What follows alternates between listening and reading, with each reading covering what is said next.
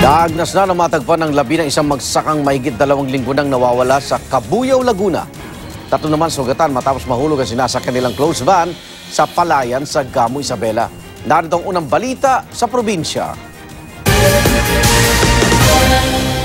Wasak ang mga concrete barrier na ito matapos tumbukin ang isang closed van sa Gamo, Isabela. Pagkatapos, nagdire-diretso ang van sa isang palayan. Sugatan ang 3 sakay ng closed van na agad namang dinala sa ospital. Ayon sa isang saksi, nagpagewang-gewang ang closed van bago ito nahulog sa palayan sa gilid ng daan. Mechanical problem ang hinihinalang sanhi ng disgrasya. Posibleng maharap sa kasong reckless imprudence resulting in physical injuries and damage to property ang driver at ang may-ari ng closed van.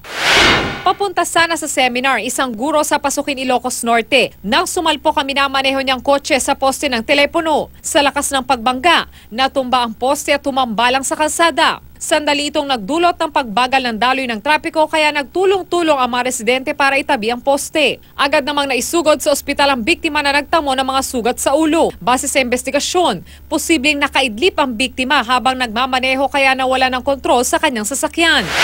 Naaagnas na ng matagpuan sa palayan ng bangkay na isang magsasakang mahigit 2 linggo nang nawawala sa Cabuyao, Laguna. Ayon sa mga pulis, isang concerned citizen ang tumawag sa kanila at itinuro kung saan maaring matagpuan ang labi ng 62 taong gulang na si Moises Luna. Nakilala ng anak niya ang labi dahil sa suot nitong puting sinturon na hiniram daw sa kanya ng biktima bago ito mawala. Posible umanong pinatay ang biktima at may mga person of interest na ang mga pulis kaugnay sa krimen. Para sa unang balita, Von Aquino reporting.